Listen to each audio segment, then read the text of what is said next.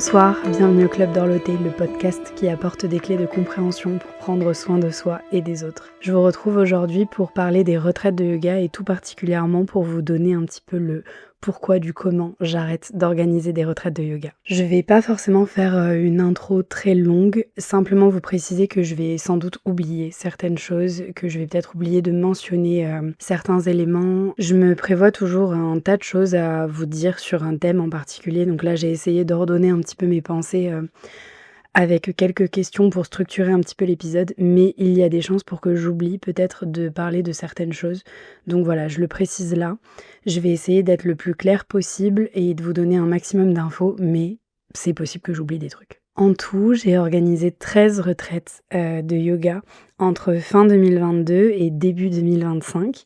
La dernière s'est déroulée il y a une quinzaine de jours au moment où j'enregistre cet épisode, donc tout début juin 2025. J'ai organisé ces 13 retraites en à peine un peu plus de 3 ans donc, et un petit peu partout en France. Au départ, j'avais surtout la vision de le proposer dans le sud-ouest large, on va dire. Mais en fait, j'ai très vite eu envie d'en proposer aussi en Haute-Savoie, puisque j'ai une partie de ma famille qui est originaire de là-bas, donc ça me permet aussi de me rendre là-bas. On en a fait une aussi en Bretagne. On en a fait une du côté de Montpellier. Voilà, j'ai essayé de proposer un maximum de lieux différents à la base pour pouvoir emmener les gens dans des lieux et des régions dans lesquelles ils n'avaient pas forcément l'habitude d'aller. Typiquement, mon premier raisonnement, c'était que si je le proposais pour mes élèves, mes élèves, vous le savez, j'aime pas vraiment ce terme, mais en tout cas pour les participants à mes cours de yoga, j'avais vraiment envie de leur proposer de s'évader un petit peu et de prendre la route, faire 2-3 heures de route maximum pour aller ailleurs. Donc j'en ai organisé une en Dordogne par exemple, j'en ai organisé une dans les Landes, on est pas mal allé en Ariège, dans les Pyrénées ariégeoises, mais qui sont suffisamment différentes des Pyrénées, dans les Hautes-Pyrénées, là où je vis. Donc ça permettait un petit peu de s'évader un petit peu et de découvrir aussi des régions différentes, là où on n'a pas forcément l'habitude d'aller. Et aussi, je me suis rendu compte avec le temps que, au-delà des participants à mes cours réguliers, j'ai aussi capté pas mal de monde via le podcast, via mes réseaux, etc. Et ces gens-là venaient un petit peu partout en France, donc c'était aussi intéressant pour moi d'en organiser, par exemple en Bretagne, pour capter aussi les personnes qui étaient un peu plus près de là-bas, parce que de Bretagne, les Pyrénées, ça fait un petit peu loin. La Haute-Savoie, c'était un bon moyen aussi de capter les personnes qui étaient plutôt dans cette région-là ou plus largement dans l'est de la France, parce que de là-bas, venir jusque dans le sud-ouest, c'est hyper mal desservi et tout le monde n'a pas forcément envie de prendre un avion ou de passer par Paris pour se rendre dans le sud-ouest. Donc c'était assez intéressant pour moi avec les années de proposer ce genre de séjour, ce genre de retraite un petit peu partout. On en a même fait une en Corse cette année, enfin voilà, j'avais vraiment cette volonté à la base de rester, je pense, dans le sud-ouest, large, on va dire. Et en fait, très rapidement, j'ai eu envie d'aller un petit peu plus loin, de proposer d'autres choses, de proposer différents styles aussi de lieux, etc., d'hébergement, pour qu'on ait un peu ce goût un peu de vacances, de s'évader, je cherche le mot depuis tout à l'heure, de se dépayser, exactement, c'est ça que je cherchais. Pourquoi j'ai eu envie de faire cet épisode ? En gros là, je vais articuler l'épisode avec des questions que vous m'avez posées dans une boîte à questions il y a quelques jours, où je vous disais justement que j'enregistrais cet épisode le soir même, ce qui n'est pas du tout le cas. J'enregistre cet épisode avec vachement de retard par rapport à ce que je m'étais mise en tête, mais ça rejoint très bien l'épisode sur mon organisation. Donc si vous êtes curieux de voir comment je m'organise, mais surtout comment je me désorganise, je vous renvoie vers cet épisode. Pourquoi j'ai eu envie de faire cet épisode ? Je pense que c'est vraiment la question un peu pour l'intro. Si vous voulez, je pense que déjà, certaines personnes m'ont demandé de me justifier quelque part, parce que je l'ai annoncé peut-être un petit peu brutalement que j'arrêtais de faire des retraites de yoga, que les 3 retraites de ce printemps 2025 étaient les dernières retraites de yoga que j'organisais, etc. Je l'ai annoncé peut-être un petit peu brutalement, et je pense que certains et certaines surtout ont besoin peut-être d'explications, et moi j'avais aussi envie de vous expliquer le fond de ma pensée comment aussi ça s'est passé parce que je décide pas comme ça sur un coup de tête. Alors il y a beaucoup de choses que je peux décider sur un coup de tête, mais ça a pris du temps comme décision. Il s'est passé pas mal de choses qui m'ont amenée à prendre cette décision que je trouve, à mon sens, plutôt sage et avec laquelle je suis totalement alignée à 100%. Donc c'est un peu pour ça que j'ai eu envie de faire cet épisode parce que je pense qu'au bout d'un moment, j'aurais eu la flemme d'expliquer à plus de 30 personnes que j'allais sûrement croiser là dans les prochains jours pourquoi j'arrête. J'ai des personnes aussi qui m'ont posé beaucoup de questions en mode un petit peu forcing aussi. Donc voilà, peut-être que je pourrais les renvoyer directement vers cet épisode où là je vais avoir le temps de vous parler un petit peu de tout ça. J'ai pas toujours 1 heure devant moi quand on discute pour vous expliquer le pourquoi du comment. Et je risque justement d'oublier certains éléments qui sont des fois assez centraux dans cette décision. Donc voilà, je pense que je fais un peu cet épisode pour me justifier, mais dans le bon sens, pour rassurer aussi et pour démystifier pas mal parce que certains du coup ont pensé que j'étais enceinte, ont pensé que j'étais malade, enfin voilà, il y a plein de petites choses. Donc voilà, si là-dessus aussi je peux rassurer quelque part, ça peut être bien aussi je pense. Voilà un petit peu pour l'intro. Vous savez tout en tout cas pour comment va se passer cet épisode. Si on commence aussi par une des questions qu'on m'a posées, c'est qu'est-ce que les retraites représentaient pour toi? Je vais essayer de vous parler d'un point de vue professionnel et d'un point de vue plus personnel.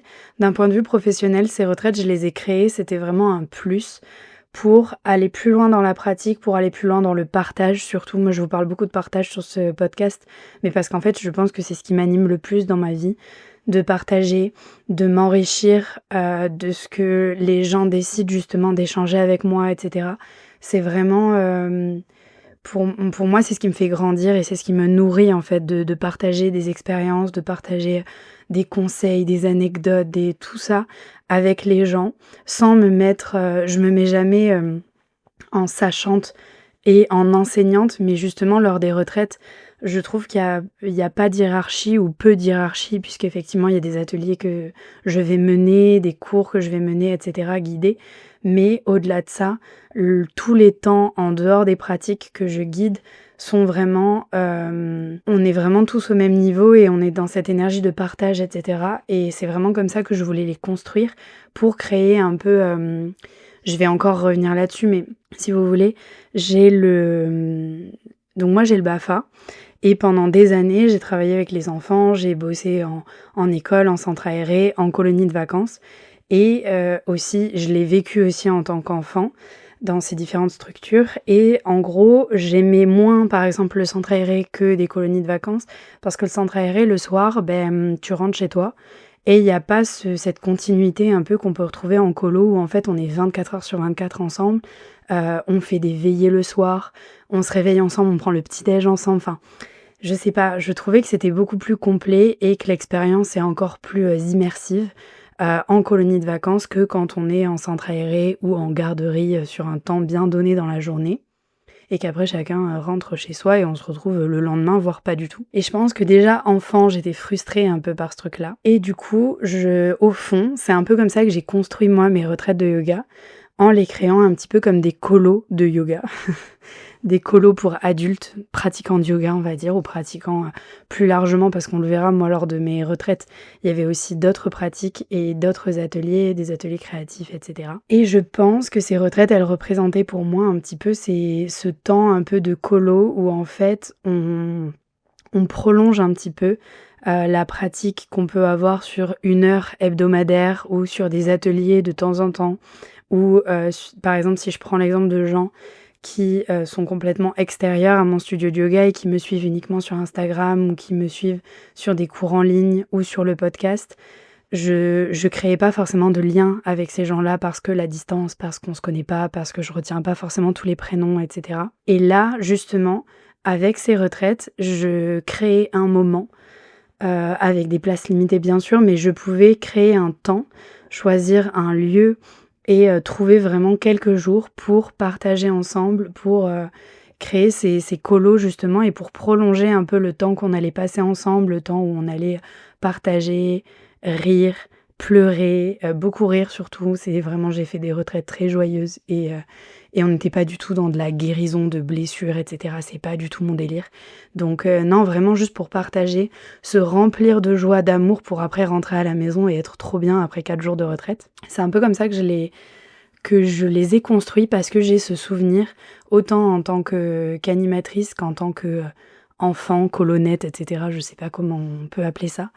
J'ai ce souvenir de colos qui sont tellement intenses à vivre, où il se passe 1 milliard de choses et où en fait on rentre à la maison, on repart en pleurant en fait, tellement on a passé, bon en plus des colos ça peut être super long, tellement on a passé des bons moments de partage hyper intense en plus parce que quand c'est l'enfance, l'adolescence, on vit un peu tout à fond et du coup j'ai ce souvenir de rentrer à la maison, plein de souvenirs justement, et vouloir déjà repartir. Et c'est vraiment avec cette énergie-là, avec ce souvenir-là, que j'ai créé mes retraites. D'ailleurs, mention particulière à Raphaël qui était avec moi lors du précédent épisode, parce que vraiment ces retraites, je vais beaucoup dire je dans cet épisode parce que je suis toute seule pour l'enregistrer et parce qu'en fait il y a plein de choses qui me viennent comme ça, mais je le précise et c'est hyper important pour moi.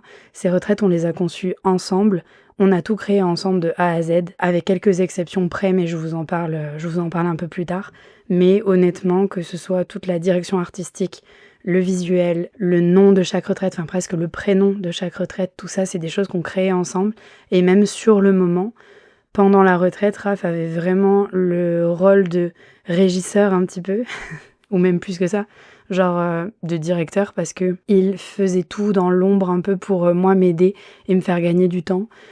Sur les pratiques, etc. Donc en fait, c'est tout bête, mais tout ce qui est installation, désinstallation, etc., c'était beaucoup lui qui gérait ça. Et voilà, donc je vais beaucoup dire mais je précise que on était 2 en fait à créer ça. Et à chaque fois, c'était vraiment nos petits bébés, quoi, nos retraites, c'est tellement important. Et je précise aussi que Raph était là pour créer des images, faire des photos et des vidéos. Photos qu'on envoie en général quelques jours après la fin de la retraite, allez, maximum 1 semaine, à toutes les participantes pour faire des souvenirs, encore une fois. Et c'est vraiment un cadeau qu'on faisait à chaque participante d'envoyer ses photos. Et ça permettait aussi aux participantes, je vais dire participantes aussi, même si j'ai eu des hommes lors des retraites, majoritairement, c'était des femmes, donc je vais tout genrer au féminin. C'était aussi laisser la possibilité aux participantes de poser le cerveau, de poser le téléphone, de pas filmer le moindre truc, de pas forcément sortir le téléphone pour prendre une photo, sachant que Raph était là pour faire ces photos-là et justement je sais que certaines en ont vraiment profité pour juste couper le téléphone complètement, l'éteindre et le rallumer uniquement au moment du départ. Et déjà je trouve ça hyper courageux, grave stylé et je suis trop contente que ça ait pu donner cette idée justement aux participantes et qu'elles s'autorisent en fait à le faire, sachant que Raph était déjà là pour capturer les moments. Donc voilà, donc juste petite précision, c'est assez important pour moi de le préciser. Après d'un point de vue économique, ce que représentaient ces retraites, pour moi c'était que du plus. C'était du bonus de ouf. C'est pas du tout là-dessus que je base mon entreprise à l'année, on va dire. Mon rendement, mon chiffre d'affaires.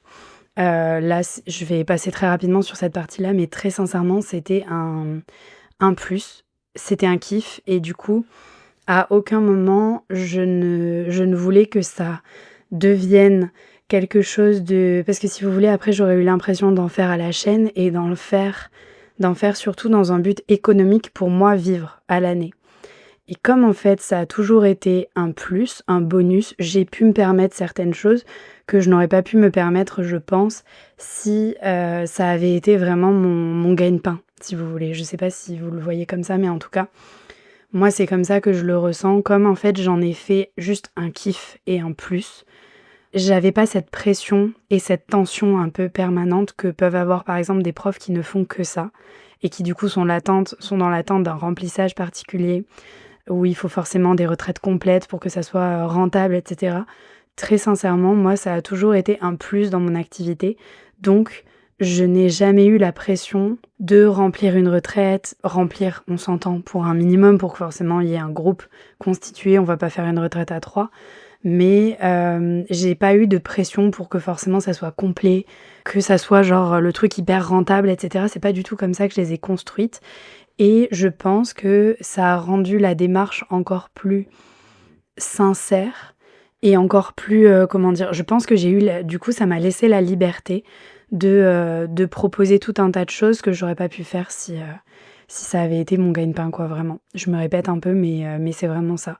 Donc voilà, comme c'était un plus et que c'était vraiment un kiff pour moi d'organiser ça, je pense que je me laissais, une liberté de ouf pour pouvoir proposer, tout ce que j'avais en tête, prendre les intervenants qui me parlaient, créer ça, de A à Z, comme je l'entendais, sachant que c'était du plus et que de toute façon mon activité ne repose pas sur le fait de créer ces retraites.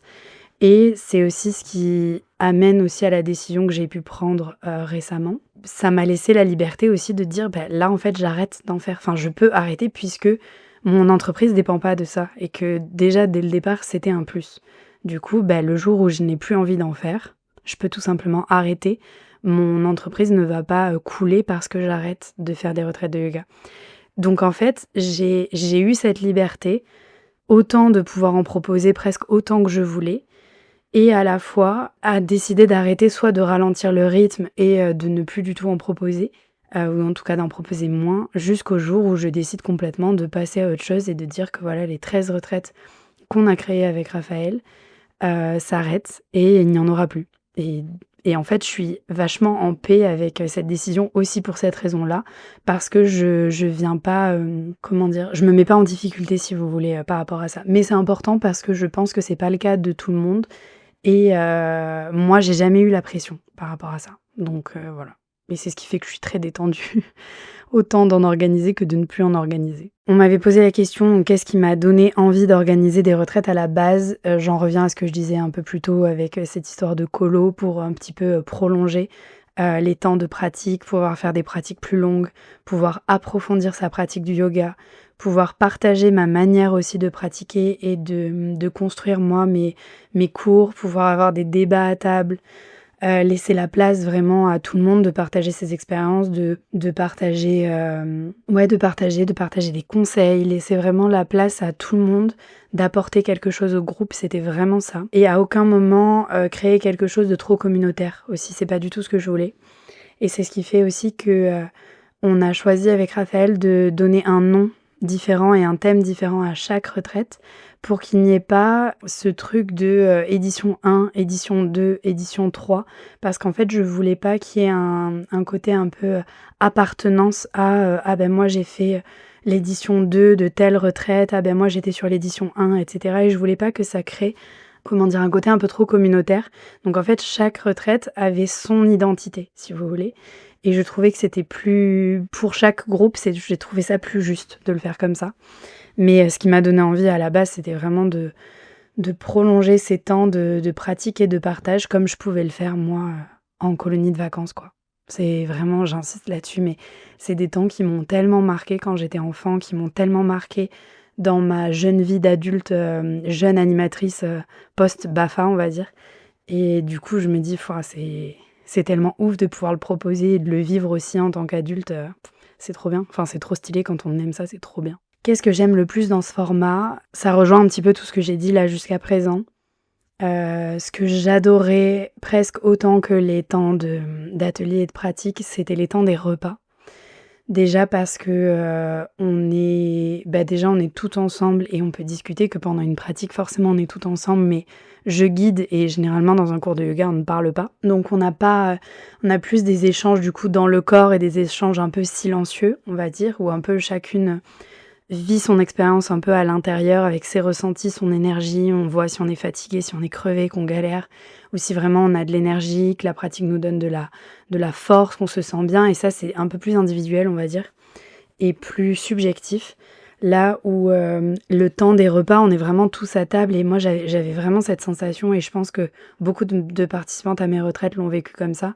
Des repas, presque des repas de famille où en fait on est tout ensemble, à discuter, à débattre. Il y avait des fois même plusieurs conversations en même temps. J'ai fait, des retraites où on était vraiment très nombreux. Mais en fait, à aucun moment ça se sentait parce que, il y avait ces grandes tables comme ça où chacun je faisais en sorte qu'on change de place à chaque repas pour obliger un petit peu tout le monde à presque parler avec tout le monde. Obliger, entre guillemets, rien n'est obligatoire et celles qui ont participé à mes retraites le savent. Mais pour qu'il y ait cette idée aussi de on change tous de place, comme ça on commence pas à se créer des habitudes comme on peut faire chez soi. Là on est en dehors du cadre de la maison, donc justement ouvrons-nous aux autres, changeons de place, changeons de conversation, changeons nos regards. Enfin c'était vraiment le temps des repas m'a tellement marquée. J'ai des fois plus de souvenirs de repas que de souvenirs de pratiques que j'ai pu faire, etc. Parce que c'est des temps, on peut rester des heures à table parce que on parle d'un milliard de choses. C'est trop bien, on rit, on se raconte des anecdotes. Enfin, c'est incroyable. Franchement, j'ai des souvenirs de ouf. Donc, je pense que ce qui me plaisait aussi dans ce format-là, c'était tous ces temps un peu plus vie quotidienne, que je peux pas partager du coup en temps normal avec les participantes à mes cours de yoga parce que, on se voit, 1 à 2 heures par semaine et en fait souvent, je ne sais pas, ce que ces personnes font dans la vie. Je ne sais pas, ce qu'elles traversent dans leur vie. Je ne sais pas si, ils ou elles sont, parents. Je sais pas, enfin j'en sais rien en fait. Souvent je ne sais même pas si, ils ou elles vivent directement à Bagnères où se trouve le studio ou alors est-ce qu'ils prennent la voiture pour venir et cetera. Enfin, tout ça en fait je le sais pas. Moi je vous vois juste, sur le tapis. On fait le cours et en fait après on peut discuter un petit peu s'il y a des questions, mais on partage pas, tout quoi et pas suffisamment. Sans dire qu'il faut tout partager, mais souvent je connais peu les personnes qui viennent à mes cours et là, lors des retraites, on parle vraiment de nos vies. Moi, j'ai pu aborder des sujets de ma vie vraiment très personnels à des personnes que je connaissais pas du coup, 2 jours avant, quoi. Et je sais que beaucoup se sont livrés aussi, se sont confiés et ça, enfin, c'est un truc de fou, juste de aussi savoir, ce qu'ils ou elles traversent dans la vie, ce qu'ils ou elles font dans la vie, enfin, c'est, je sais pas, je trouve ça très beau et même moi, ça m'a connectée vraiment encore plus aux gens et ouais, j'adore, enfin, je pense que c'est ça aussi qui me plaisait beaucoup dans ce format-là et qui me plaît toujours. Mais en tout cas, voilà, c'est un peu ce qui me vient avec déjà tout ce qu'on a abordé, précédemment, dans l'introduction, tout ça. On m'a demandé quels défis, ont émergé au fil des retraites et je vais rajouter aussi le mot, désillusion un petit peu parce qu'il y a certaines choses que j'ai pu vivre comme ça. Au tout début, je me sentais pas d'organiser des retraites seule ou en tout cas, j'entends, je les organisais pas seule puisque Raphaël, a toujours été présent, plus ou moins, intensément, on va dire, dans l'organisation des retraites, mais je me sentais pas de guider une retraite seule.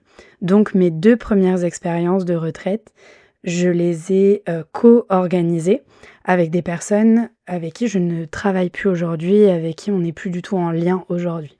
Ou autant le lien professionnel que personnel n'existe plus.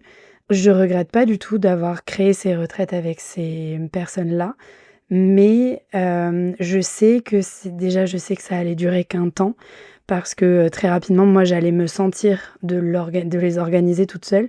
Mais aussi, j'ai été très honnête avec moi-même que je me sentais pas de les organiser seule et que c'était aussi quelque chose que j'avais envie de partager avec ces personnes-là parce qu'à ce moment-là de nos vies, on était, très en lien autant professionnellement que personnellement et ça faisait totalement sens à ce moment-là de créer ça ensemble, de partager ça ensemble et c'est un rêve de partager ça avec, des amis et cetera. Donc ça tombe sous le sens à ce moment-là d'organiser ça. C'est des liens qui n'existent plus aujourd'hui et même si je regrette rien, c'est sûr que ça me touche un petit peu de me dire que mes 2 premières retraites, je les ai créées avec des personnes avec qui je suis plus en contact aujourd'hui. Mais c'est la vie et c'est comme ça. En tout cas, ça n'enlève rien à ce qu'on a vécu à ce moment-là. Ça a été des moments hyper forts, de partager ça ensemble, c'était hyper fort. Mais ça peut faire partie un petit peu des défis et des désillusions que j'ai pu avoir où, finalement, on se rend compte peut-être qu'on ne travaille pas tout à fait de la même manière, qu'on n'a peut-être pas tout à fait les mêmes objectifs aussi. Moi, je vous disais, les retraites, c'est un plus, c'est un kiff. Je veux vraiment partager, beaucoup d'amour, de joie et cetera. Je suis pas dans cette idée de guérison où, je veux pas du tout que ça crée des insécurités chez les unes ou chez les autres et je sais pas, on avait peut-être pas forcément la même manière de travailler, la même manière de voir les choses et c'est ce qui fait aussi qu'après moi je me suis dit: bah là, je me sens de les organiser seule. Let's go, on teste. Et du coup, après ça, j'en ai créé 11 toute seule et je suis trop, trop contente, c'est trop bien. Dans les défis aussi qu'il y a eu, alors c'est pas évident de trouver des lieux. C'est pas évident de trouver les prestataires avec qui on a envie de travailler. Je pense particulièrement pour les repas, j'en reviens aux repas, mais ça fait partie des moments assez importants lors d'une retraite. Et il faut être sûr, typiquement sur ma deuxième retraite, qui était en co-création avec une autre personne, on a eu un souci avec le prestataire en cuisine. Un gros souci et heureusement, on avait un groupe qui était incroyable et on a réussi plutôt à en rire qu'à en pleurer, clairement. Mais la qualité des plats qu'on nous servait et la qualité de la cuisine et même de la relation du coup avec cette personne-là, c'est vraiment dégradé et on a été assez choqués de comment ça pouvait se passer sur le moment. Donc on a vraiment eu un souci avec ce prestataire en cuisine. Et heureusement, en fait, à aucun moment ça n'a entaché, je trouve, le déroulé de la retraite, mais clairement, une fois la retraite terminée, on s'est tout envoyé nos plats de pâtes en photo, tellement on est parti en ayant la dalle et en n'ayant pas mangé comme on le souhaitait. Et avec la personne avec qui je co-créais le séjour, on était bien dégoûtés et la personne s'est pris un bon mail en suivant, quoi. Et d'ailleurs, nous a ensuite bloqués sur tous les réseaux. Donc je pense que ce prestataire en cuisine a eu honte, en fait, de comment ça s'est passé, de son attitude en fait, et a pas su, on n'a jamais eu de vraie réponse quoi. Donc ça fait partie un peu des défis où si vous organisez des retraites, je vous conseille de bien vous renseigner avant, de poser les bonnes questions, autant aux prestataires qu'aux hébergements, etc., aux hébergeurs, oui, aux gérants de lieux, vous l'avez. Et j'ai pu aussi avoir des petites désillusions avec certains intervenants parce que du coup ensuite la décision que j'ai prise quand j'ai vu que forcément en co-créant avec d'autres personnes ça se passait pas toujours comme je le souhaitais ou alors ça se passait pas toujours comme on le souhaitait, donc en fait autant les compromis qu'on pouvait faire l'une et l'autre faisaient que dans tous les cas ça ne collait pas aussi forcément à la vision globale mais aussi à la vision un peu qu'on avait chacune. Je me suis dit, je vais moi organiser toute seule avec Raph. Et pour des ateliers en plus de mes pratiques de yoga et des ateliers massage, etc. que je peux proposer, je prendrai des intervenants extérieurs uniquement pour leurs prestations, pour un atelier de 2-3 heures directement une fois sur les lieux. Ces intervenants étaient logés comme n'importe quelle participante et partager les repas avec nous. Si en tout cas l'intervenant pouvait rester tout le long du séjour, c'est arrivé que certains viennent juste pour la prestation, fassent un repas avec nous et repartent. Mais moi j'avais à cœur de en tout cas les inviter à vivre aussi la retraite de A à Z et à être rémunérés en plus pour leurs prestations. Du coup ça créait vraiment, les intervenants étaient vraiment liés au groupe autant que si j'avais fait une co-création globale. Si vous voulez, ce que j'appelle co-création, c'est quand vraiment je fais du 50-50 avec la personne avec qui j'organise, où vraiment on est 2 organisateurs, on va dire. Là où, pour les intervenants, c'est moi qui organisais et juste je rémunérais l'intervenant en question uniquement pour sa prestation et il était même pas obligé de rester forcément sur les lieux tout le long de la retraite, même si moi je le proposais puisque je pars du principe que c'est vraiment comme ça que je travaille et que je me voyais pas dire juste tu viens, tu fais ton atelier et ciao quoi. Donc non, en général les intervenants la plupart du temps restaient sur place. J'ai pu être je pense à une personne en particulier où j'ai pu être un petit peu déçue de l'après. Alors pas tellement sur la retraite et souvent en fait ça s'est passé comme ça, c'est que sur le moment tout se passe super bien et en fait c'est plus l'après, donc je sais pas trop, je pense que la personne s'attendait à ce que elle ait des photos et des vidéos de son atelier, etc. Mais en fait si vous voulez, Raphaël ne fait pas plus de photos d'un atelier que d'un autre. Enfin, il n'est pas là pour faire la pub de la personne, à moins d'être rémunéré en plus, mais il n'y avait pas ce truc-là. Et en fait, je pense que soit je l'ai mal expliqué, soit la personne s'est fait un film ou avait des attentes auxquelles je ne pouvais pas répondre, quoi. Mais donc je pense que c'était plus sur l'après que ça a pas collé. Mais ça, en fait, après, je peux pas gérer, je sais pas si je vous ferai un épisode là-dessus, mais les attentes des uns et des autres, si c'est pas formulé à la base et qu'en fait la personne est déçue, mais d'un truc dont elle vous a jamais parlé, c'est un peu compliqué à gérer. Et donc c'est quelqu'un pareil avec qui du coup j'ai pas retravaillé par la suite. Mais honnêtement, c'est arrivé une fois sur 11 retraites. Tous les autres intervenants qui sont venus ensuite ont été vraiment incroyables. Il y a des personnes avec qui j'ai pu retravailler aussi ensuite, des personnes qui font vraiment partie de mon cercle proche. Je veux pas les citer pour pas en oublier, mais sincèrement, enfin, je pense qu'en écoutant cet épisode, ils se reconnaîtront, mais on a pu proposer des ateliers qui étaient hyper inédits, des cérémonies du thé, de la danse intuitive, de la danse bien-être, des créations florales, autant vraiment des bâtons de fumigation que là dernièrement des guirlandes de fleurs séchées. Enfin, sincèrement, j'ai réussi à proposer et à inviter des intervenants où même moi, j'avais juste qu'une seule envie, c'était de kiffer et de partager un atelier avec eux et de juste me poser et de vivre la manière de guider leurs ateliers à eux. Et franchement, c'était trop bien. Et je me retrouvais de nouveau un petit peu à la place de l'enfant que j'étais en colo qui fait une activité manuelle, de construire tel et tel truc. Enfin, vraiment, de A à Z, c'est en me souvenant un peu de ces souvenirs d'enfance que j'ai créé ces retraites-là. Et les intervenants que j'ai fait venir, je les pensais exactement de la même manière. Je pense à la cérémonie du thé qu'on a fait avec Laura. C'était incroyable, c'était sur la retraite près de Montpellier. Un truc de ouf l'année dernière au mois de juin. C'était trop bien. Tous les ateliers de danse, c'était magique, autant avec Jordan qu'avec Louise. Les ateliers de création florale avec Kelly. Et même si c'était pas une intervenante dans ce sens-là, mais je pense beaucoup aussi à Camille de la Yogizine avec qui j'ai fait mes dernières retraites, la totalité de mes dernières retraites, où sincèrement, c'était... elle avait autant sa place que n'importe quel intervenant pour parler de la cuisine végétale, débattre à table, parce qu'elle passait tous les repas avec nous. Enfin, c'était...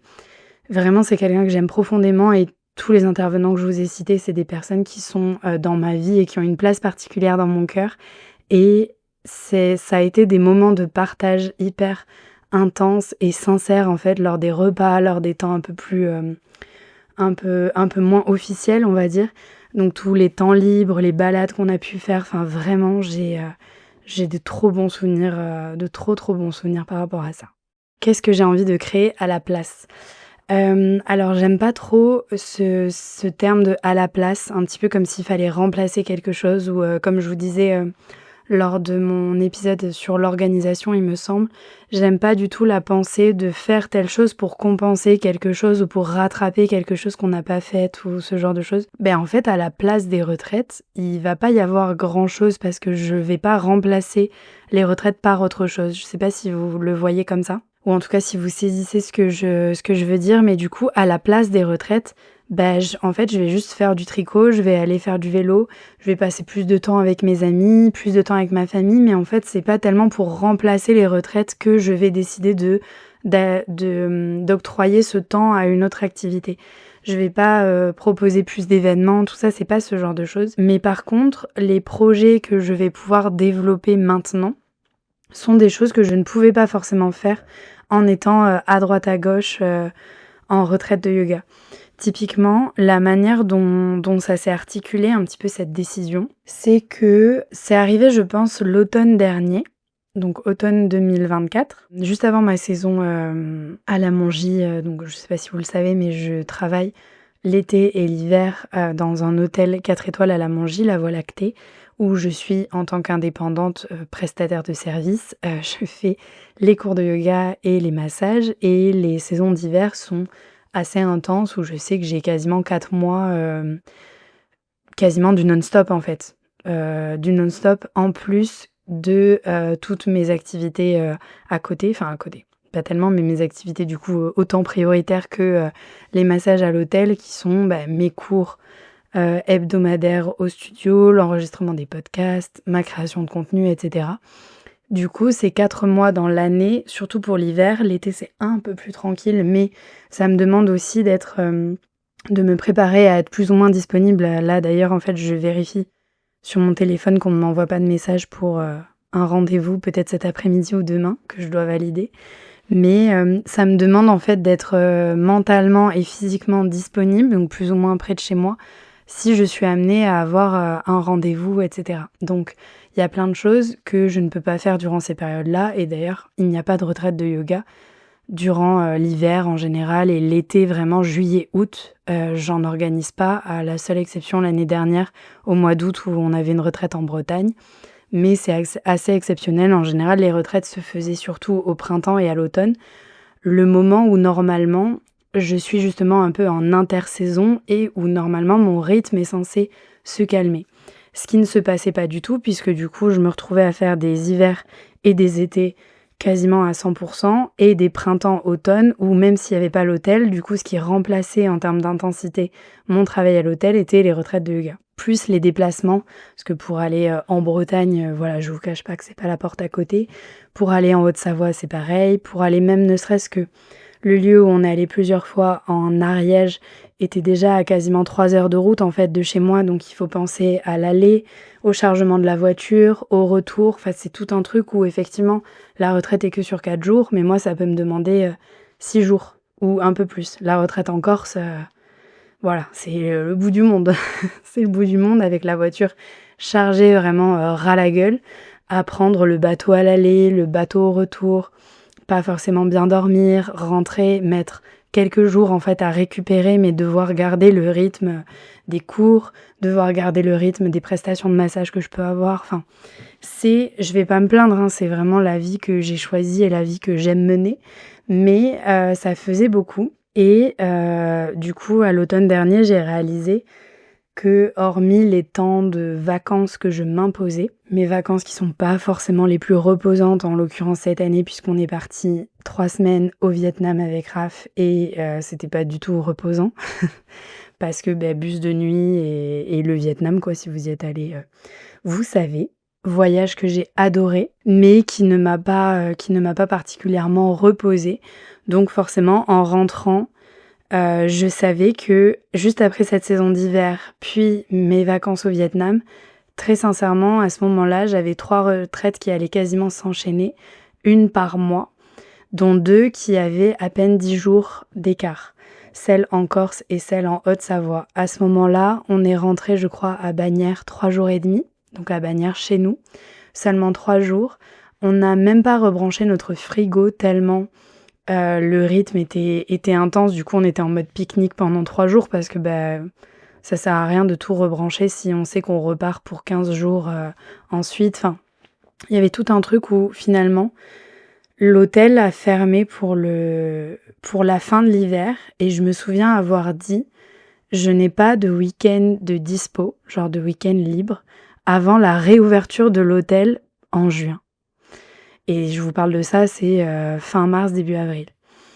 Et de réaliser que je n'avais pas de week-end dispo, parce qu'en fait j'ai très peu de jours off, je travaille tous les jours. Alors ok, il y a des jours, comme je vous disais dans mon épisode sur l'organisation, il y a des jours où je travaille, effectivement j'ai que 2 cours le soir et je travaille plutôt sur des demi-journées. En fait, je peux me faire des semaines qui sont plutôt tranquilles, mais je travaille quand même tous les jours. Et j'ai pas des jours complets où je sais que je n'ai rien et que je vais pouvoir aller faire du vélo, que je vais pouvoir tricoter tranquille, que je vais pouvoir voir des amis, prévoir des randos entre amis, etc. Tout ça, c'est des choses, comme je travaille souvent soit à la journée, soit à la demi-journée, c'est très compliqué à organiser. Et d'autant plus que la plupart de mes proches ont aussi des métiers très prenants ou alors sont indépendants et forcément en étant indépendant on peut pas forcément organiser notre temps comme on le souhaite, même si c'est un peu un mythe. On a quand même des obligations et des fois on n'a pas on n'a pas de temps libre au même moment. Et au bout d'un moment, pour la vie sociale, ça apaise un peu. Et moi, mes amitiés, j'ai vraiment envie de les soigner. Et ma vie familiale aussi. Donc, c'est des choses où forcément, le fait d'être à droite, à gauche, parce que j'organise des événements, parce que j'organise des retraites, qui au bout d'un moment m'a un peu pesé. Et même si les retraites, comme je vous dis depuis tout à l'heure, ça m'amène énormément de bonheur, c'est que du partage, c'est incroyable, c'est trop bien. C'est pas équivalent, si vous voulez, au temps que je pourrais passer avec ma famille ou au temps que je pourrais passer avec mes amis. Et ça ne me nourrira jamais autant que du temps perso que je passe pour moi avec mes proches. Donc, même si j'adore organiser des retraites, c'est quand même du temps où je suis pas chez moi, où je suis pas avec mes animaux, où je suis pas avec mes amis. Et c'est quelque chose qui, à force, pouvait un petit peu me peser. Donc, j'ai pensé à ça l'automne dernier. L'hiver passe, le printemps passe. Enfin, le printemps commence à passer et en fait, alors que j'avais réservé des lieux pour cet automne 2025, j'ai commencé à leur dire j'annule ma réservation, je vous le dis à l'avance comme ça, on s'arrange pour les acomptes et je vous libère aussi les dates pour potentiellement d'autres personnes. Parce que j'avais pris des dates en plus sur des vacances scolaires, etc. Et en fait, je me suis pas du tout... J'ai commencé comme ça, juste en annulant les lieux, en me disant peut-être qu'il n'y aura pas de retraite cet automne et que les 3 de 2025, les 3 du printemps, seront les seuls de 2025 et je me laisse le temps d'en organiser sûrement 2026. Cette idée a fait son chemin, donc j'enlève ce que j'avais prévu pour cet automne pour respirer un peu. Entre-temps, en ce début d'année, février-mars, on a vécu 2 deuils avec Raphaël, donc dans nos familles. Et une naissance entre les deux deuils, les 2 décès. Honnêtement, c'est trop bizarre, même là je vais peut-être super mal si mes proches écoutent cet épisode, je vais peut-être super mal en parler, parce que déjà il y a du temps qui a passé et que j'ai beaucoup réfléchi un peu à tout ça ensuite, mais si je me remets un peu dans le mood dans lequel j'étais à ce moment-là, c'était un espèce de tourbillon d'émotions trop bizarre, de me dire des gens que j'aime ne sont plus là et en même temps il y a un petit être qui ne demande qu'à être aimé qui arrive et c'est un truc de fou, enfin le mélange d'émotions est très étrange et je me suis dit que là j'avais peut-être moins envie d'être à droite à gauche avec des gens que je connais pas. c'est très spécial mais je vais vous le dire comme ça, un peu comme ça m'est venu à ce moment-là. Je me suis dit, j'ai peut-être moins envie de passer du temps et d'organiser du temps et des événements pour des personnes que je ne connais pas, plutôt que de passer ce temps-là avec ma famille, mes amis, être présente pour les personnes malades dans mon entourage, les personnes âgées dans mon entourage, etc. Ou même juste pour être présent pour ma famille, mes amis, mes proches. Et ça a un peu tout remis en question et honnêtement, je pense que j'avais pas vraiment vécu de deuil jusqu'à présent, à part le deuil d'animaux et je pense qu'il faudrait en parler aussi de comment on se remet ou on se remet jamais de la perte d'un animal. Parce que ça aussi, très honnêtement, j'ai perdu des animaux qui m'ont beaucoup plus marqué que des êtres humains et j'ai vécu des deuils qui sont encore aujourd'hui hyper compliqués concernant des animaux de compagnie que des êtres humains. Donc bref, c'est une parenthèse, mais là, ça m'a... Et en fait, à la fois, je me disais que quand ça arrivera, je serai prête, je vais pas être touchée, ou je serai touchée, mais je vais gérer. En fait, ça m'a pris... les naissances, c'est pareil, enfin, ça m'a roulé dessus. Cette période m'a roulé dessus. En plus du moment intense un peu de la saison, de tous les gens que je vois, que j'aime, que je masse, etc. C'est un moment, moi les saisons j'adore ça, enfin ça rejoint un peu ce que je disais avec l'animation en début d'épisode, mais du coup tout était un petit peu mêlé, plus la fatigue de quand on arrive à la fin de saison aussi, où on commence un peu, enfin voilà, le corps on commence à le sentir, on commence peut-être à avoir fatigue, douleur, etc. Douleur c'est rarement mon cas, mais là d'un coup je me prenais un peu, je me suis pris une claque, et sans passer un quart d'heure dessus, mais ça m'a fait me poser des questions et me dire est-ce que là, le temps où t'es tout le temps en vadrouille, où t'es tout le temps à organiser des événements de ouf, parce que c'est vraiment comme ça que je le vois, hein, c'est pas pour me saucer, c'est que vraiment je trouve que ce qu'on a réussi à organiser avec Raph comme retraite, on l'a fait avec tellement d'amour et on l'a fait tellement pour se faire kiffer que du coup on en a créé des moments vraiment de ouf, hein, je trouve, les lieux qu'on trouvait, enfin bref, incroyable. Et je me suis dit, est-ce que ce temps-là où tu organises des choses pour des personnes que tu connais pas ou que tu connais peu, est-ce que ce serait pas mieux d'avoir plus de temps pour toi déjà et d'avoir plus de temps pour tes proches, pour ta famille, pour tes amis. Donc ça m'a fait un peu gamberger Et au fond, ma décision, elle était déjà un peu prise, en fait. Quand j'ai annulé les lieux pour cet automne, je pense qu'au fond, je savais que là, j'avais besoin d'une pause. Au début, je l'ai formulé comme une pause. Là, maintenant, je peux vraiment vous dire qu'en fait, je pense pas que ça soit une pause dans les retraites de yoga. Je pense que sincèrement, j'en organiserai plus. Ou en tout cas, s'il y a une pause, c'est une pause de plusieurs années. Donc voilà, au moins si c'est clair, si c'était la question que vous vouliez, elle arrive au bout de 50 minutes d'enregistrement, personnellement, là pour moi.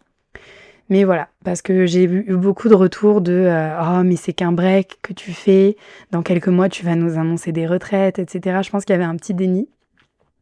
Je pense qu'il y a eu un déni aussi de personnes qui hésitaient à venir à ces retraites cette année et qui sont pas venues et qui ont eu le seum du coup ensuite de voir les images, de voir qu'en fait c'était des retraites où il restait des places, donc en fait elles auraient pu venir et là en fait c'est les dernières, donc je pense que ça a créé un peu une réaction. Donc voilà, je vous cache pas que j'ai reçu des messages, j'ai eu des retours aussi en direct de personnes qui étaient frustrées, je pense. Frustrées, qui m'ont dit: «Mais non, mais c'est pas les dernières, oh il faut jamais dire jamais, oh mais c'est pas vraiment une pause», ou alors, «Tu es enceinte» ou «Mais j'espère que ça va», qui pensaient du coup que j'étais, peut-être malade ou enceinte ou voilà. Alors rien de tout ça, je touche du bois. Rien de tout ça, j'ai pas du tout le projet, de fonder une famille, pour l'instant. Le jour où ça sera le cas, vous ne serez pas forcément au courant aussi. Enfin voilà, c'est là-dessus, je garde, ma vie privée et c'est important. Mais voilà, ça a amené, je trouve, plein de réactions et très rarement des réactions, saines de, «C'est ton choix, let's go, moi je suis contente d'avoir été à une de tes retraites et je sais qu'il y aura d'autres surprises». J'ai eu plutôt des réactions de frustration, de déni et cetera et d'où cet épisode aussi pour essayer un peu de vous expliquer le cheminement et comment j'en suis arrivée là et aussi, je trouve que c'est dur, moi, dans mon métier et dans ce que j'expérimente beaucoup. Je sais pas si je l'avais expliqué, dans l'épisode sur le bilan des 1 an du studio, mais j'ai beaucoup de mal, moi, à poser mes limites vis-à-vis des personnes, pour lesquelles je travaille. Donc quand je dis ça, c'est les participants à mes cours de yoga, les personnes que je peux masser et cetera. J'ai beaucoup de mal à dire, là, en fait, je prends des vacances ou là, j'ai besoin d'un moment pour moi. Là, il y aura pas cours cette semaine-là parce que, ouais, je prends des vacances ou je fais une pause et cetera. J'ai beaucoup de mal et j'ai beaucoup de mal aussi là, plus récemment, à, par exemple, le montrer aussi sur les réseaux parce que j'ai l'impression que, c'est peut-être juste une impression, hein, mais certaines personnes peuvent me le faire ressentir et ça me touche un peu. Sur le fait que, donner des cours de yoga ou masser, c'est pas hyper intense, hein, comme boulot, ça va. Comme je fais un métier que j'aime, j'ai un métier passion et j'ai pas le droit de me plaindre. Enfin, on aura sûrement l'occasion d'en reparler et de développer un peu cette idée. Mais du coup, pour les retraites, c'est pareil. Il y avait un peu ce truc où déjà les gens ne se rendent pas compte du boulot que c'est d'organiser des retraites, de démarcher des lieux, de démarcher des prestataires. Mais je pense que les gens ne se rendent pas compte du boulot que c'est pour les faire kiffer sur le moment après, en fait. Et ça a été un peu dur parce que dans les réactions que j'ai eues quand j'ai dit que j'arrêtais les retraites de yoga, il y a eu des, «Oh mais quand même tu aimais ça, oh mais ça avait l'air trop cool» ou un peu ce côté où même pour moi c'était cool. Alors oui, c'était cool, mais pour les 4 jours qu'on va passer ensemble, je passe, 6 mois à tout préparer quoi, en gros. Enfin souvent je les annonçais même, 6 mois avant qu'elles aient lieu.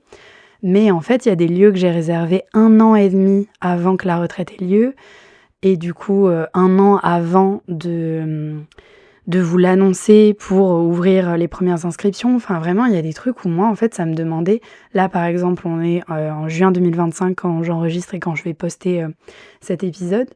Si j'avais voulu vous annoncer de nouvelles retraites, presque, il faut que je sois déjà sur, là, à réserver les lieux pour, fin 2026. Surtout que maintenant, avec l'offre et la demande et cetera, il y a de moins en moins il y a de plus en plus de lieux quand même qui ouvrent. Il y a des lieux aussi qui ferment.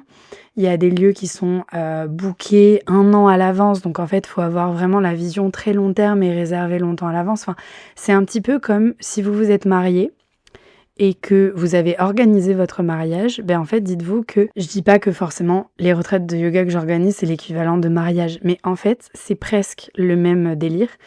Juste, il y a un peu moins de monde, effectivement, il n'y a pas 150 invités. Mais moi, c'est un petit peu comme si j'organisais plein de petits mariages dans l'année, quoi.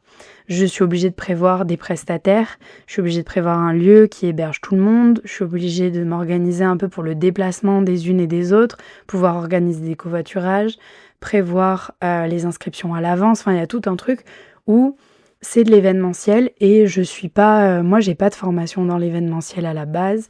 Ça me plaît, ça m'intéresse et je vois que je gère plutôt bien dans ces trucs-là. Mais moi, j'ai aucune...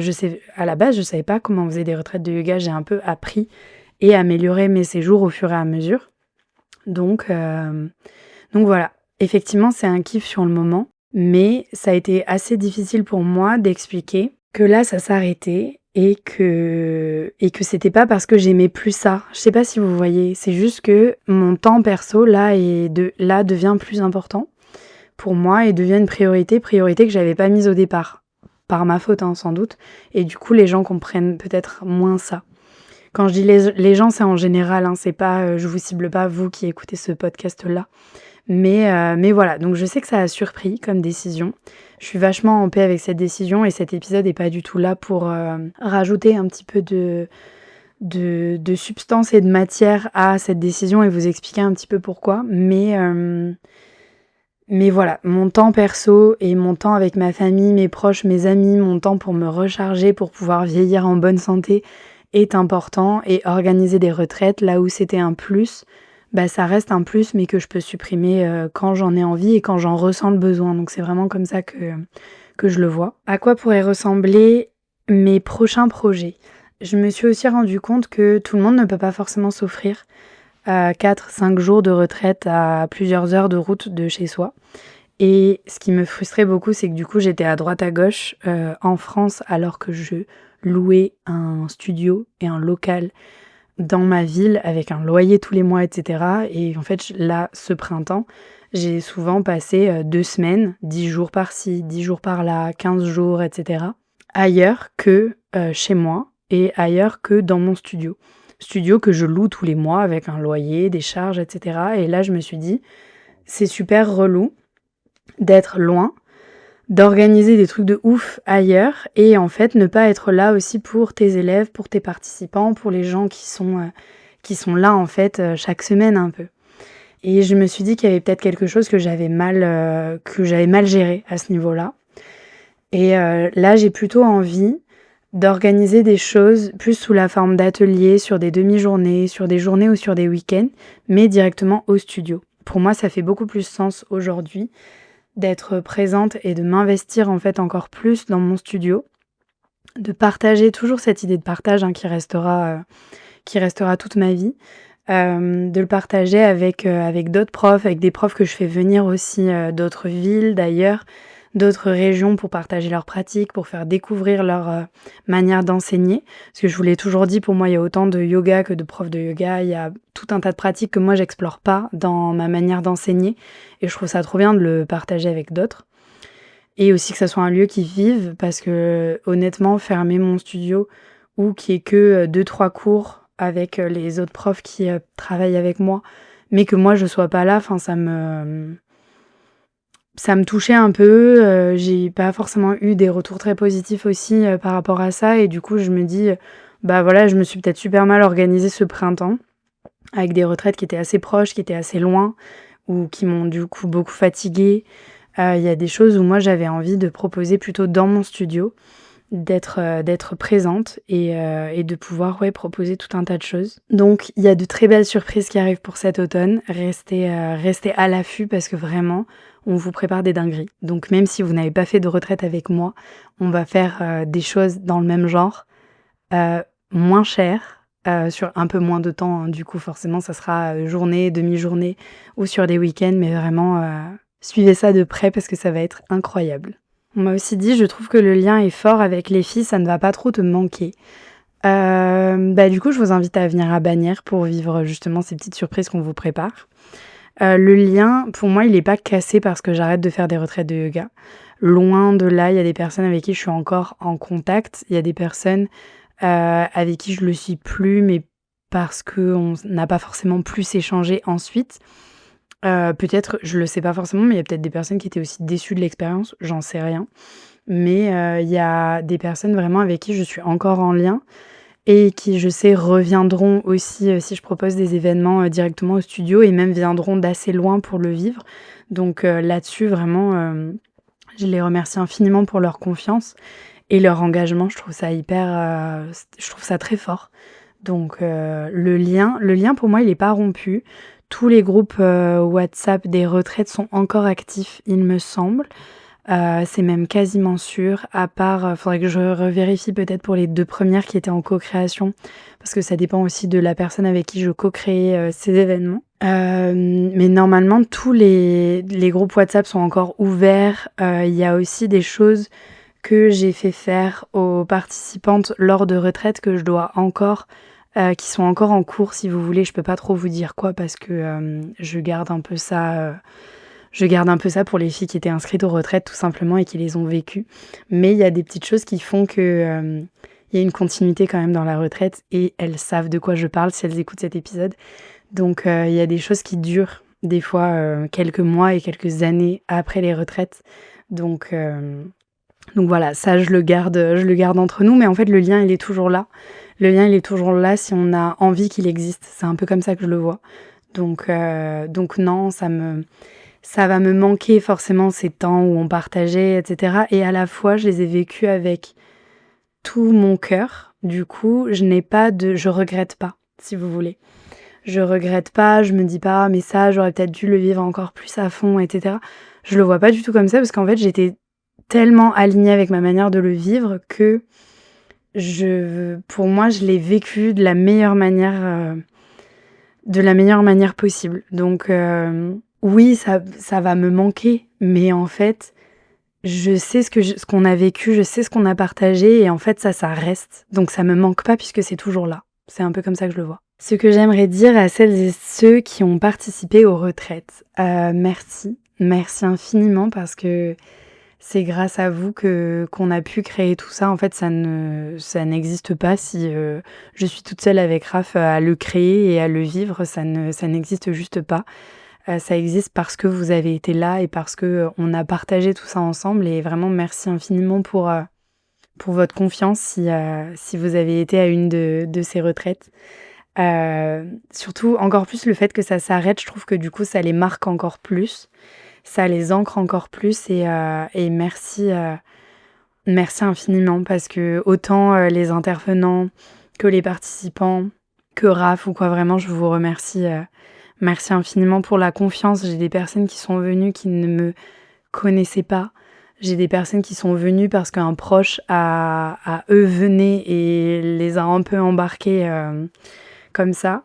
Donc des personnes qui me connaissaient pas, des personnes qui me connaissaient uniquement par les épisodes de podcast, qui me suivaient même pas sur Instagram ou ailleurs, qui n'avaient aucune idée de ma manière de guider, de ma manière de pratiquer. Des personnes qui n'avaient jamais pris un seul cours de yoga avec moi et se retrouvaient dans une retraite où on va faire 6 à 7 fois du yoga ensemble pendant souvent 2-3 heures à chaque fois. C'est assez ouf et ouais, la confiance, elle est incroyable. Des personnes qui sont venues seules, sans connaître personne, à prendre le train, le bus pendant des heures. Enfin, c'est du délire et je trouve ça hyper fort. Et même moi, je sais pas si j'en serais capable de partir seule dans une retraite où je ne connais personne, où je ne connais des fois même pas le prof principal, entre guillemets. Vraiment, merci. Merci, c'était ouf. C'était ouf, ces colos d'adultes de yoga, c'est trop bien. Et ce que je retiens de ces expériences, c'est tous les partages, vraiment des trucs de fou, des recollectures, des films, des débats, des choses des jeux qu'on a fait ensemble, des parties de blind test incroyables, des pratiques aussi dans des lieux de fou. En fait, je me suis vraiment fait un kiff personnel aussi de choisir des lieux qui nous sortent un petit peu de l'ordinaire, qui nous sortent du quotidien, qui nous dépaysent. Qui nous font voyager, des lieux aussi où tout seul on s'offrirait peut-être pas des vacances ou un week-end dans des lieux comme ça. Parce que souvent c'est des grandes maisons qui accueillent que des groupes et on pourrait pas se louer des maisons comme ça. Ou même en famille, on n'a pas forcément tous les moyens de se créer des vacances en groupe ou en famille comme ça. Et j'avais vraiment à cœur de faire kiffer tout le monde dans des lieux de fou. tous complètement différents. J'ai essayé qu'il y ait vraiment presque un peu tous les styles pour que chacun puisse un petit peu choisir la retraite, autant pour le thème que la destination et que le lieu. Parce que je trouve que, et presque à chaque fois, c'est ce qu'on se disait aussi beaucoup avec Raph, on débriefe toujours après chaque séjour. Et en fait, le groupe va à chaque fois parfaitement bien avec le lieu qui nous accueille. Et je sais pas, ça match trop bien à chaque fois. Et c'est là que je me dis que je suis contente d'avoir eu la vision 1 an et demi avant, quand j'ai réservé les lieux et que j'ai payé des acomptes de ouf pour bloquer des maisons. Mais des fois, il faut avoir la vision parce que sincèrement, il y a des lieux là où on a été pour des retraites là cette année, que moi j'ai réservé début 2024 ou voire fin 2023. Et c'est sport. C'est sport et en même temps, ça m'a poussée aussi à prévoir, à anticiper et à visualiser aussi beaucoup ce que je voulais proposer dans ces lieux-là. Et franchement, je suis trop contente et très heureuse de ce que m'ont apporté ces expériences. Et je sais que ça m'a enrichie aussi personnellement, dans ma manière de guider, dans ma confiance en moi aussi pour organiser des événements, pour organiser des choses qui me parlent. Et je trouve que j'ai cette force, encore plus maintenant, de me dire t'as envie de faire ça, let's go, on y va et ça va marcher et ça va être trop bien. Et c'est peut-être juste une croyance et un biais, hein, j'entends, mais je me le sens. Je me le sens dans mon cœur et c'est ce qui compte, je pense. Donc, ce que je peux vous dire, c'est que je n'organise plus de retraite, mais je continue d'accompagner et de prendre soin de vous. Et restez à l'affût parce qu'il y a de très belles surprises qui arrivent. Restez connectés autant au podcast que sur Insta, TikTok, partout. Ou même en direct si on se croise dans les Hautes-Pyrénées. Il y a plein de belles choses qui se préparent et j'ai trop hâte parce que je vais pouvoir commencer à vous annoncer certaines choses. Il y a des choses que je vous prépare pour la rentrée, pour cet automne, pour le printemps prochain. En attendant, merci infiniment d'avoir écouté cet épisode. C'était assez émouvant pour moi de revenir sur tout ça. J'espère que ça s'entendra pas trop, mais par moments j'étais assez émue et assez vulnérable aussi de vous parler un peu de l'envers du décor et d'une décision qui n'a pas été simple à prendre, entre guillemets, ou qui n'a pas forcément été bien prise aussi par tout le monde. Donc voilà, je pense qu'au fond, je faisais pas forcément cet épisode pour me justifier, mais pour vous donner un peu plus de clés de pourquoi je prends cette décision-là. Mais en fait, je sais qu'il y aura tellement d'autres choses aussi en plus à vivre et que j'avais pas du tout envie de continuer d'organiser comme ça des retraites et de ne faire que ça. Et c'était pas du tout... Alors peut-être que ça reviendra, je reste ouverte, mais je veux pas que vous le voyez comme une pause, comme un break, je veux pas que vous soyez dans le déni de cette décision, parce que je sais que ça en a touché certaines. Mais voilà, sincèrement, je le fais pour moi, je le fais pour être encore au top et pour bien prendre soin de moi, pour pouvoir prendre soin de vous, c'est vraiment ça. Donc je vais finir là-dessus. Mais on vous prépare plein de belles choses. Et merci infiniment de m'avoir écouté. Je suis encore très émue. Mais voilà, comme ça vous savez tout. Prenez bien soin de vous. On se retrouve tout bientôt. Bisous!